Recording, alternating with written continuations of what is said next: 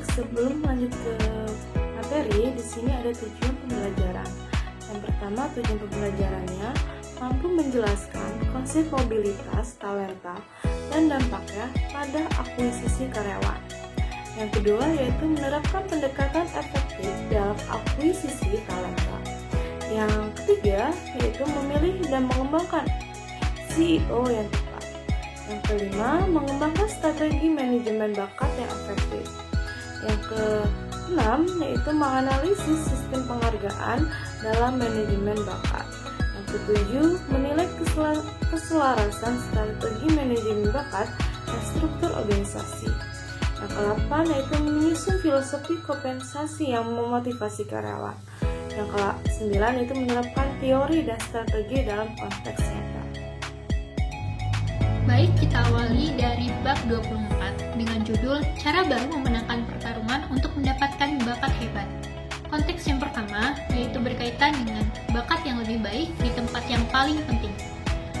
Jadi, mandat dari manajemen talenta adalah untuk mendorong hasil dengan memiliki talenta yang lebih baik daripada pesaing dalam peran yang paling penting untuk penciptaan nilai. Karya penting Michael Porter tentang strategi menunjukkan bahwa keunggulan kompetitif pada dasarnya adalah tentang penciptaan nilai dan pemanfaatan sumber daya yang unggul. Jika kita memiliki keunggulan kompetitif yang nyata, itu berarti bahwa dibandingkan dengan pesaing, kita beroperasi dengan biaya yang lebih rendah, menetapkan harga premium, atau keduanya. Di sisi lain, membangun sistem manajemen bakat yang memberikan keunggulan kompetitif berfokus pada penciptaan nilai di persimpangan bakat dan peran yang paling penting untuk mencapai strategi bisnis secara keseluruhan. Strategi bakat yang dibedakan bukanlah ide baru. Kunci untuk mencapai hasil bisnis melalui bakat yang lebih baik adalah menentukan titik ungkit dalam organisasi, peran di mana bakat hebat benar-benar menciptakan keunggulan yang kompetitif. Poin pembahasan selanjutnya adalah peran merek dan berpikir seperti pemasar. Jadi, selain memahami di mana bakat akan memaksimalkan hasil, para pemenang dalam persaingan bakat baru perlu berpikir lebih seperti ahli strategi merek dan pemasar. Pemasar yang cerdas terus mencari cara baru dan lebih baik agar produk dan layanan mereka menjadi relevan dan menarik dengan mempelajari lebih lanjut tentang preferensi konsumen dan memodifikasi bauran pemasaran seperti produk, penempatan, harga, promosi untuk memenangkan pelanggan setia. Mereka juga sangat menyadari bahwa merek dan reputasi mereka dibandingkan dengan pesaing mereka dan strategi serta pesan apa yang efektif untuk melepaskan konsumen dari pesaing demi produk atau layanan mereka. Selain itu, organisasi yang menarik bakat terbaik akan berhasil dengan menjalankan citra ketenagakerjaan berdasarkan 3 faktor utama, yaitu unik, menarik, dan berdasar. Mereka menciptakan daya tarik untuk menarik tipe orang yang mereka inginkan dan mengusir orang yang tidak mungkin cocok. Baik, materi selanjutnya yaitu Leading Practice in Building Successful Approach to Talent Acquisition, atau bahasa Indonesianya pendekatan terkemuka dalam membangun perusahaan yang sukses untuk akuisisi bakat. Akuisisi talenta bukan sekedar tentang merekrut karyawan baru, tapi juga tentang membangun strategi jangka panjang untuk memastikan organisasi memiliki tenaga kerja yang berkualitas. Di sini ada beberapa poin, saya akan membacakan satu persatu. Poin pertama yaitu bakat adalah pendorong utama keberhasilan organisasi. Tenaga kerja yang berkualitas adalah aset terbesar dalam suatu organisasi. Karyawan memiliki keterampilan, pengalaman, dan komitmen yang tinggi akan berkontribusi secara signifikan terhadap pertumbuhan dan inovasi dalam perusahaan. Yang kedua, perekrutan bakat sebagai kunci peningkatan organisasi. Merekrut talenta yang tepat tidak hanya berdampak pada produktivitas, tapi juga pada budaya perusahaan secara keseluruhan. Proses perekrutan yang baik akan membantu organisasi dalam meningkatkan kinerjanya. Poin ketiga yaitu inovasi berkelanjutan dalam strategi perekrutan. Dunia kerja terus berkembang, begitu pula cara organisasi merekrut dan mempertahankan talenta. Inovasi dalam perekrutan mencakup penggunaan teknologi dan rekrutmen seperti AI dan Big Data Analytics, penerapan rekrutmen berbasis kalian daripada sekedar melihat latar belakang akademis, dan penggunaan media sosial dan platform digital untuk menarik kandidat potensial. Yang keempat, investasi dalam perekrutan talenta. Akuisisi talenta tidak bisa dilakukan dengan setengah hati. Organisasi juga harus siap berinvestasi dalam berbagai aspek, yaitu investasi waktu, uang, dan sumber daya. Investasi yang tepat dalam perekrutan akan menghasilkan tenaga kerja yang lebih produktif, loyal, dan berkontribusi besar terhadap pertumbuhan organisasi. Selanjutnya ada teknik pengumpulan data perencanaan tenaga kerja. Poin 1 yaitu data perekrutan historis. Data perekrutan historis ini digunakan untuk menganalisis pola perekrutan sebelumnya. Dengan memahami tren masa lalu, organisasi dapat memperkirakan kebutuhan tenaga kerja di masa depan. Data ini mencakup seperti jumlah karyawan yang direkrut dalam beberapa tahun terakhir, lalu ada sumber perekrutan yang paling efektif, misalnya job portal, referensi karyawan, media sosial, dan lain-lain.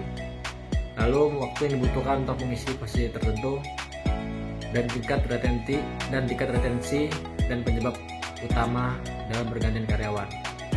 Poin kedua yaitu proyeksi jumlah karyawan yang dianggarkan. Setiap organisasi atau perusahaan tentunya memiliki anggaran tertentu untuk mengelola tenaga kerja. Oleh karena itu, penting untuk merencanakan jumlah karyawan yang akan direkrut berdasarkan anggaran yang tersedia. Yang ketiga yaitu proyek dan inisiatif bisnis baru. Perusahaan yang terus berkembang seringkali meluncurkan proyek atau inisiatif bisnis baru. Ini memerlukan tenaga kerja dengan keterampilan yang sesuai untuk memastikan proyek berjalan dengan sukses.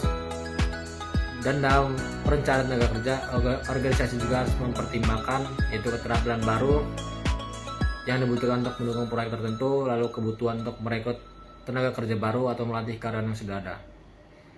Lalu poin keempat ada referensi pasar kandidat eksternal.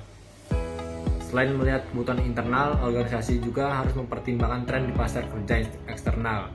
Contohnya seperti ketersediaan kandidat dengan keterampilan tertentu di pasar kerja, lalu persaingan dengan perusahaan lain dalam merekrut talenta terbaik, dan perubahan dalam harapan kandidat terhadap lingkungan kerja, gaji, dan tunjangan. Baik, selanjutnya chapter 26. Chapter 26 ini akan membahas terkait dengan sosial politik atau perekrutan sosial without the test or delay. Ada berbagai pendekatan perekrutan dan teknik pencarian secara umum disebut industri sebagai perekrutan sosial. Pendekatan yang pertama yaitu media sosial. Kemudian yang kedua, pendekatan terhadap perekrutan yang memanfaatkan data kandidat. Kemudian yang ketiga yaitu mengiklankan halaman karir di online Facebook kandidat kandidat. Memiliki merek, perekrutan atau pemberi kerja yang kuat di media sosial penting dalam dua hal.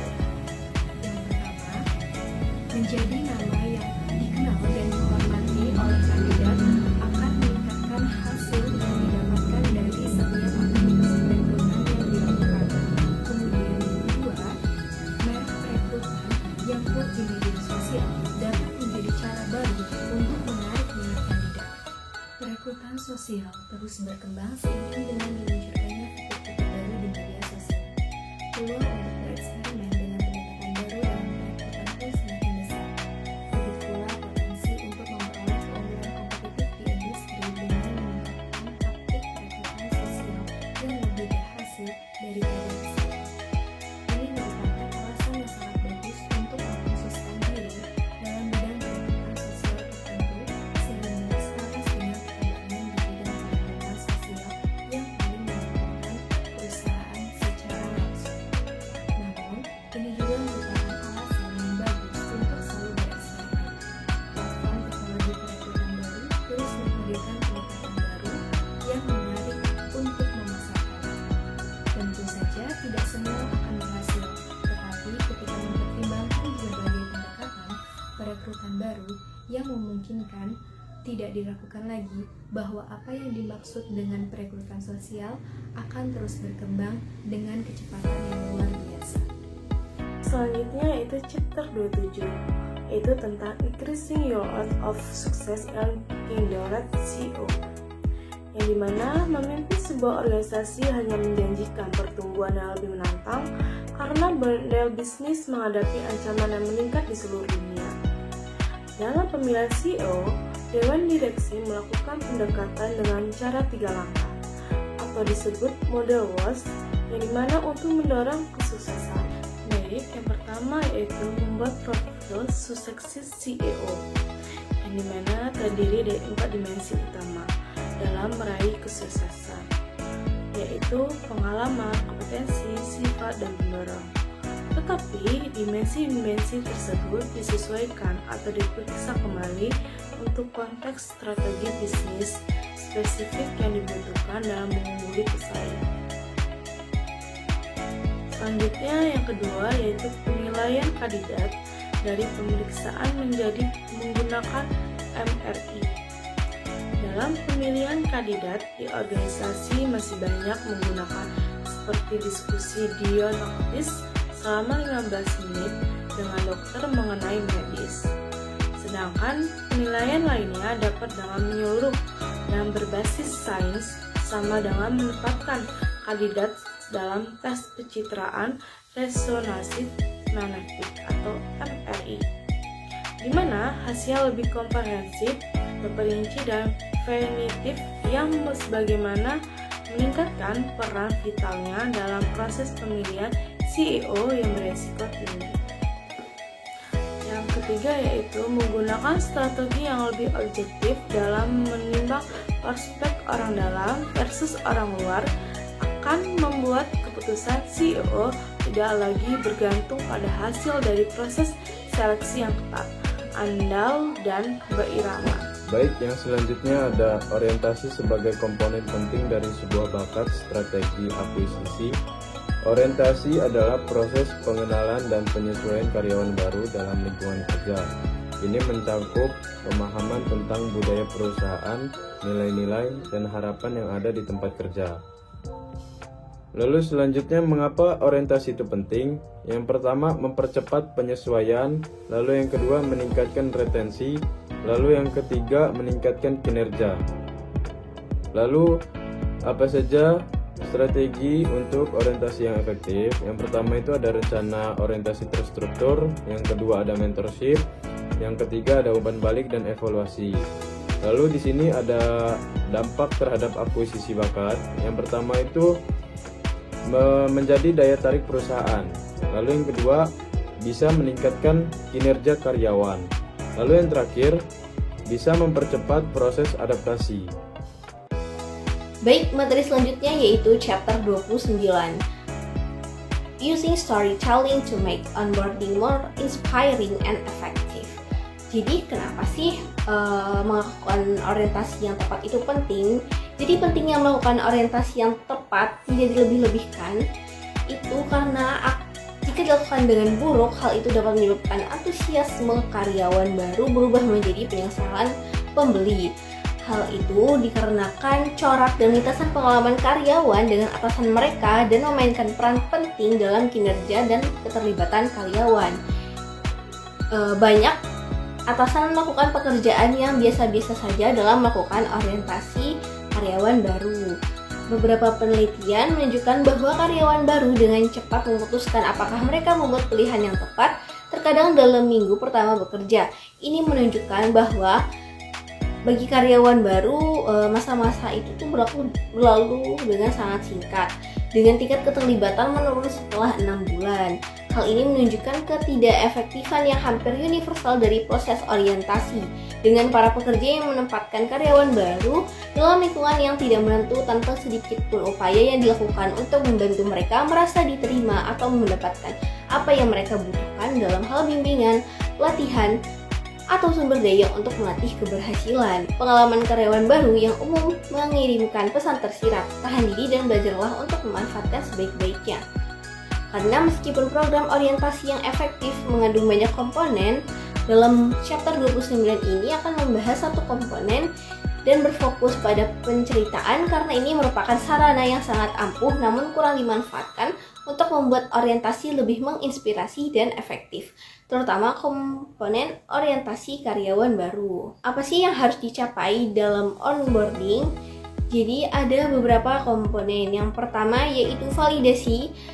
dan perkuat proporsi nilai karyawan dan merek perusahaan. Hal terakhir yang diinginkan karyawan baru mengalami pengalaman awal yang bertentangan dengan apa yang dijanjikan pada merek perusahaan. Proses orientasi harus memberikan pengalaman yang benar-benar sesuai dengan janji perusahaan atau kontrak perusahaan. Jika tidak, karyawan baru yang berbakat akan segera merasa menyesal karena menyadari bahwa kenyataan pengalaman kerja yang diberikan oleh perusahaan baru mereka jauh berbeda dari yang dijanjikan. Yang kedua yaitu komunikasi, dan tunjukkan bahwa perusahaan itu memenuhi faktor-faktor pendorong penting keterlibatan karyawan, terutama yang paling penting bagi talenta papan atas. Jadi berpikir dalam konteks faktor-faktor pendorong ini bisa membantu perusahaan menambahkan kedalaman dan ketepatan pada proses orientasi. Yang ketiga yaitu buat karyawan terbiasa dengan cepat sehingga mereka dapat memberikan nilai terbaik dengan cepat. Pada tingkat paling sederhana dan paling mendasar, orientasi yang efektif memungkinkan karyawan untuk mulai memberikan nilai secepat mungkin. Yang keempat yaitu persiapkan karyawan baru untuk meraih kesuksesan. Ketika karyawan mendapat pelatihan dan pendukungan yang dibutuhkan untuk menjadi efektif dan produktif secepat mungkin. Yang kelima yaitu jalinlah hubungan emosional dengan organisasi, visi, dan misinya. Ketika orientasi, terutama orientasi karyawan baru berpusat pada administrasi dengan sedikit perhatian pada gambaran besar, karyawan baru dengan cepat menerima pesan bahwa ini hanya pekerjaan dan bereaksi sesuai itu. Yang keenam, buat karyawan baru merasa diterima dan menjadi bagian dari komunitas. Dan yang terakhir, membudayakan karyawan baru agar organisasi dapat mempertahankan budaya positifnya, diperlukan komunikasi berkelanjutan. Perancang program orientasi yang efektif menggambarkan pembudayaan sebagai salah satu dari 2 tujuan programnya. Yang selanjutnya yaitu mengapa bercerita. Menyertakan cerita dalam komunikasi dengan karyawan baru memungkinkan karyawan membuat proses orientasi dan khususnya program orientasi lebih menginspirasi, menarik, dan informatif. Berikut adalah beberapa alasan mengapa cerita merupakan sarana komunikasi yang ampuh dan mengapa cerita harus memainkan peran utama dalam proses orientasi. Yang pertama adalah cerita jauh lebih menarik daripada komunikasi yang dibangun dari poin-poin penting yang dibacakan dari slide PowerPoint dan pernyataan hambar seperti di perusahaan ini kami menghargai masukan karyawan dan mendorong orang untuk berbicara. Dengan demikian cerita itu membuat kelas atau presentasi apapun menjadi lebih menarik dan memikat. Yang kedua, cerita membuat ide dan konsep seperti nilai budaya menjadi lebih konkret dan karenanya dapat dipahami. Dengan demikian, cerita secara dramatis meningkatkan kemampuan pendengar untuk memahami pesan dan dampaknya. Yang ketiga, cerita jauh lebih inspiratif daripada nasihat karena merupakan sarana yang ampuh untuk meningkatkan moral dan komitmen. Yang keempat yaitu cerita memberikan inspirasi dan simulasi. Saat perusahaan menceritakan kisah rekan kerja mereka yang melakukan hal-hal hebat, tampil dengan baik dan mengatasi tantangan, perusahaan tuh nggak cuma menginspirasi karyawan tapi juga mengajar. Bisa membuat video pelatihan virtual tentang seperti apa keunggulan itu sehingga mereka dapat meniru dan berinovasi berdasarkan perilaku yang dijelaskan dalam cerita tersebut. Yang kelima, cerita memudahkan untuk membagi pesan dengan orang lain. Cerita sangat membantu di tahap awal orientasi saat karyawan baru ditanyai tentang perusahaan tempat mereka bekerja dan seperti apa rasanya bekerja di perusahaan ini. Karena cerita jauh lebih mudah diingat daripada poin-poin atau pesan umum. Karyawan baru cenderung membagikannya dengan teman dan keluarga. Jadi itu nggak cuma membangun citra perusahaan, tapi juga bisa memperkuat keyakinan karyawan baru bahwa karyawan ini tuh udah buat pilihan yang tepat. Dan yang terakhir, cerita lebih meyakinkan dan persuasif daripada komunikasi yang terbatas dan pesan-pesan yang dapat dibawa pulang, poin-poin penting dan juga konsep. Baik, selanjutnya akan dilanjutkan oleh rekan saya.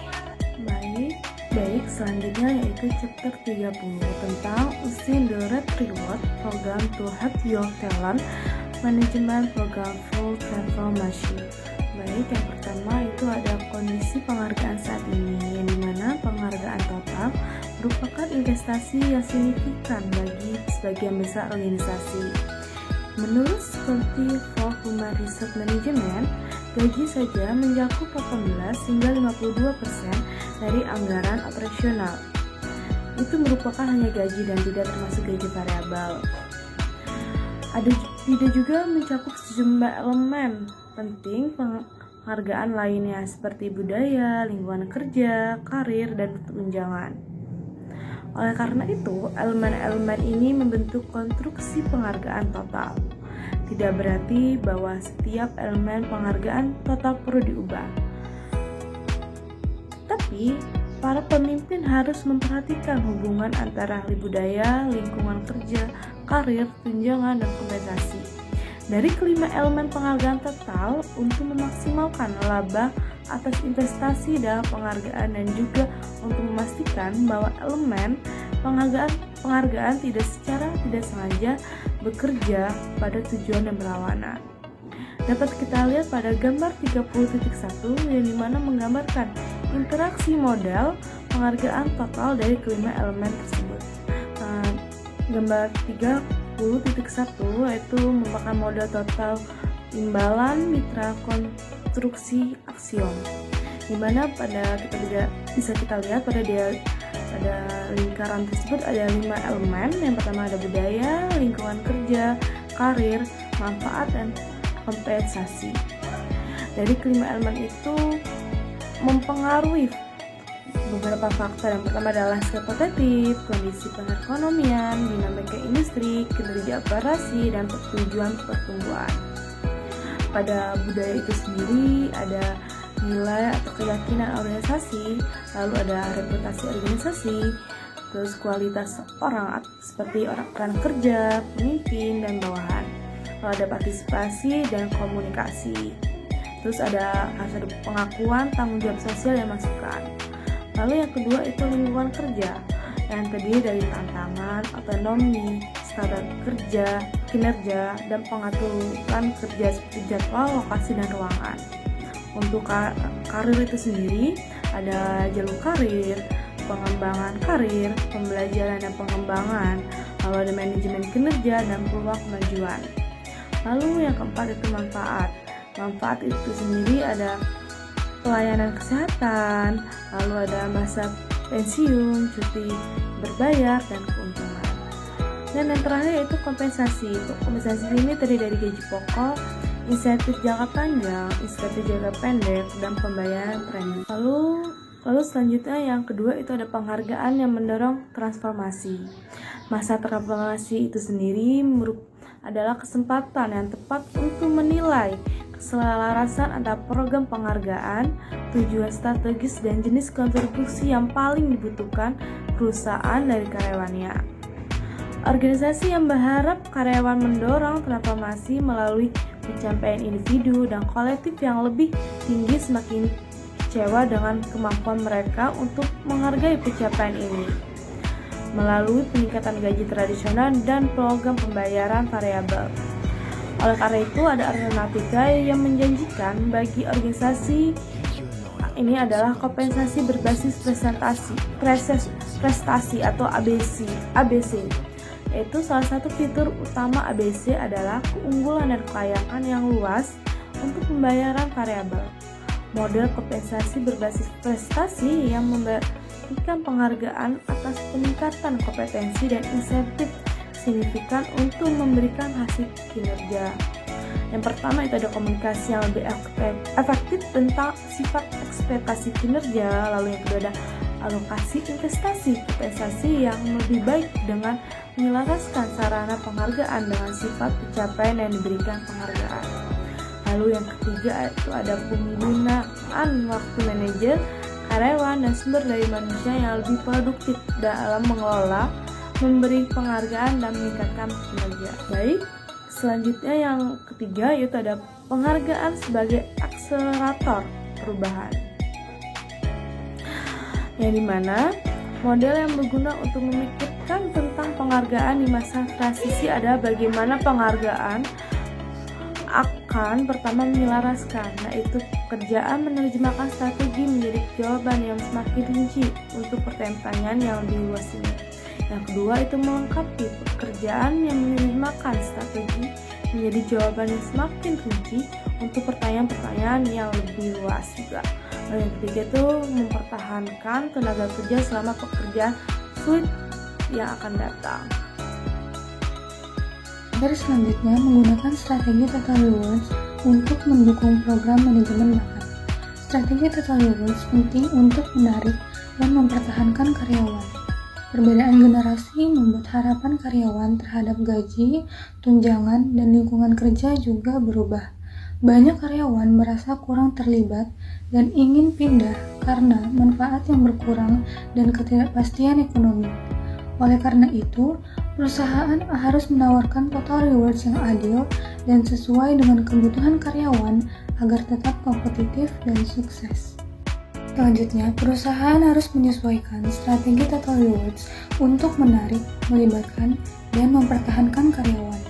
Salah satu pendekatan utama adalah segmentasi tenaga kerja. Segmentasi ini membantu perusahaan memahami peran karyawan dalam menciptakan nilai. Apakah mereka sebagai pencipta nilai utama, pendukung kinerja, atau tenaga kerja yang perannya semakin berkurang?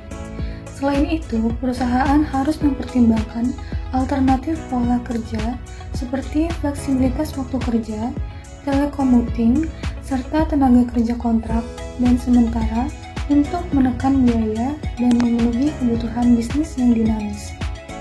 Untuk materi selanjutnya yaitu menuliskan total kompensasi program dengan nilai organisasi, strategi, dan proses manajemen bakat. Pertama, strategi penghargaan total.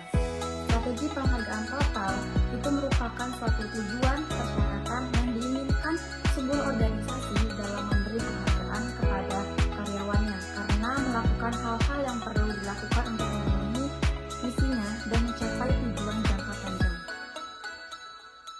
Yang kedua, menyatakan filosofi penghargaan total. Konteks untuk strategi penghargaan total adalah masukan untuk pernyataan filosofi penghargaan total.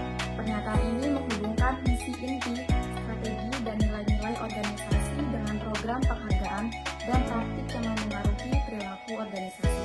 Yang ketiga, menentukan tujuan dari setiap program penghargaan. Setelah sebuah organisasi memiliki filosofi penghargaan total, ia dapat mendefinisikan dan mengembangkan tujuan dari setiap program penghargaan utama. Program-program ini termasuk gaji pokok, rencana gaji variabel, program tunjangan karyawan, dan proses pengakuan dan pengembangan. Berikutnya yaitu cara mengembangkan strategi yang tepat untuk organisasi. Yang pertama, pada perusahaan startup dan energi. Perusahaan ini mungkin tidak memiliki banyak uang, tetapi para pendirinya didorong oleh semangat, keyakinan, dan harapan bahwa suatu hari mereka akan menjadi kaya, terkenal, atau keduanya. Oleh karena itu, jenis rencana kompensasi yang dimiliki perusahaan biasanya melibatkan gaji minimal, saham ekuitas dalam pertumbuhan dan kesuksesan bisnis jangka panjang atau akhir. Yang kedua, pada investasi dan pertumbuhan perusahaan. Dalam organisasi-organisasi ini, orang-orang dipekerjakan yang sesuai dengan budaya organisasi dan kebutuhan mendesak. Karena orang-orang yang bergabung di perusahaan ini bukan lagi pendiri. Perusahaan perlu membayar gaji yang cukup untuk menarik dan mempertahankan karyawan ini. Rencana tunjangan karyawan dipasang. Rencana bonus ada jika memiliki profitabilitas yang cukup. Yang ketiga, pada perusahaan yang diformalkan dan profesional. Organisasi yang menentukan jalur karir karena orang-orang ingin tahu apakah ada cukup kesempatan untuk tetap bersama perusahaan. Ada rencana bonus yang berbasis perusahaan dan individu. Rencana ekuitas yang mungkin telah diberikan kepada semua orang, sekarang terbatas pada mereka yang benar-benar membuat perbedaan pada nilai jangka panjang perusahaan. Yang keempat, diversifikasi dan konsolidasi perusahaan. Di sini, sistem penghargaan sering berubah dan beradaptasi dengan lingkungan bisnis yang berubah. Beberapa program tetap terpusat atau mempertahankan fondasi umum, yaitu skala ekonomi, penghematan biaya, persyaratan budaya, peraturan hukum, dan untuk mempertahankan hubungan dengan perusahaan induk. Yang kelima, merevitalisasi dan memperbarui perusahaan. Pada tahap ini, sulit untuk menjelaskan arah dari total program penghargaan. Itu tergantung pada perjalanan dan strategi yang dikejar perusahaan. Perusahaan akan menggunakan beberapa pengalaman dengan program yang berhasil untuknya di masa lalu, serta mengembangkan yang baru yang diperlukan untuk model organisasi baru. Itu harus menggunakan pengetahuan ini dan prinsip-prinsip ini untuk membentuk kembali hubungan kerja. Selanjutnya, strategi penghargaan yang baik mempertimbangkan persyaratan tenaga kerja. Memahami kebutuhan dan aspirasi tenaga kerja saat ini sangatlah penting untuk pengembangan serangkaian program dan layanan yang bermakna bagi individu. Akibatnya, rencana kepegawaian dan profil tenaga kerja itu harus membentuk desain dan komunikasi strategi penghargaan. Seperti yang dinyatakan sebelumnya, penghargaan adalah sesuatu yang dianggap bermakna oleh seseorang untuk melakukan sesuatu yang diinginkan organisasi. Ini berarti bahwa karyawan adalah orang-orang yang menentukan nilai hadiah, bukan eksekutif atau manajer. Kemudian yang selanjutnya, strategi manajemen talenta melalui kompensasi. Yaitu yang pertama, pendekatan analitik. Menggunakan pendekatan analitik dalam manajemen talenta memungkinkan organisasi untuk mengidentifikasi pola dan hubungan antar kinerja individu dan imbalan yang diberikan. Kemudian yang selanjutnya, fleksibilitas imbalan. Fleksibilitas dalam imbalan sangat penting untuk menarik dan mempertahankan talenta berkualitas dengan menyesuaikan paket kompensasi sesuai dengan kebutuhan dan preferensi individu. Perusahaan dapat menciptakan lingkungan kerja yang lebih inklusif dan responsif. Kemudian yang selanjutnya ada transparansi. Transparansi dalam pengambilan keputusan gaji merupakan elemen kunci untuk membangun kepercayaan di antara karyawan. Ini sangat relevan dalam konteks kesenjangan gender dan etnis, di mana memberikan informasi yang jelas tentang kriteria penentuan gaji dapat membantu mengurangi diskriminasi. Kemudian yang selanjutnya, pembelajaran dari olahraga. Mengadopsi praktik terbaik dari dunia olahraga dalam manajemen talenta dapat memberikan wawasan berharga. Di dunia olahraga, manajemen talenta sering melibatkan pengembangan berkelanjutan dari akademi hingga tim utama. Kemudian yang selanjutnya, penyesuaian imbalan. Penyesuaian kompensasi berdasarkan kontribusi individu adalah cara untuk memastikan bahwa karyawan yang menunjukkan kinerja luar biasa diakui dan dihargai secara proporsional. Saya chapter 34. Di chapter 34 ini ada 3 poin utama yang akan dibahas. Yang pertama yaitu filosofi kompensasi harus strategis dan selaras dengan tujuan bisnis. Dikarenakan filosofi kompensasi bukan sekedar kebijakan gaji, tetapi merupakan alat strategis yang mendukung pertumbuhan bisnis, motivasi karyawan, serta daya saing perusahaan. Kompensasi harus dirancang untuk menarik, mempertahankan, memotivasi, dan mengembangkan talenta terbaik guna memastikan keberlanjutan bisnis. Penyelarasan dengan strategi bisnis mencakup insentif berbasis kinerja, jangka pendek dan jangka panjang, yang mendorong eksekutif dan karyawan untuk mencapai target perusahaan. Dan yang poin kedua yaitu perbandingan dengan pasar dan kompetitor menentukan daya saing kompensasi. Untuk memastikan daya saing, perusahaan harus membandingkan struktur gajinya dengan standar industri dan pesaing langsung. Kelompok sebaya dipilih berdasarkan faktor seperti industri, ukuran perusahaan, serta tingkat pertumbuhan, dan berfungsi sebagai tolak ukur dalam menentukan gaji dan insentif. Perusahaan yang tidak menyesuaikan filosofi kompensasi dengan tren pasar berisiko kehilangan talenta kunci ke kompetitor yang menawarkan paket lebih kompetitif. Dan selanjutnya yang ketiga, struktur kompensasi yang efektif mengoptimalkan motivasi dan retensi. Kombinasi gaji pokok, insentif jangka pendek, dan insentif jangka panjang harus dirancang dengan cermat untuk memberikan keseimbangan antara kestabilan dan peluang pertumbuhan pendapatan bagi eksekutif. Pemilihan campuran LTI, misalnya saham kinerja, saham terbatas, opsi saham, sangat berpengaruh terhadap keberlanjutan retensi eksklusif dan efektivitas penghargaan berbasis kinerja. Struktur kompensasi yang tidak selaras dengan kinerja perusahaan atau terlalu bergantung pada saat jenis insentif dapat mengakibatkan rendahnya motivasi serta meningkatkan turnover eksekutif.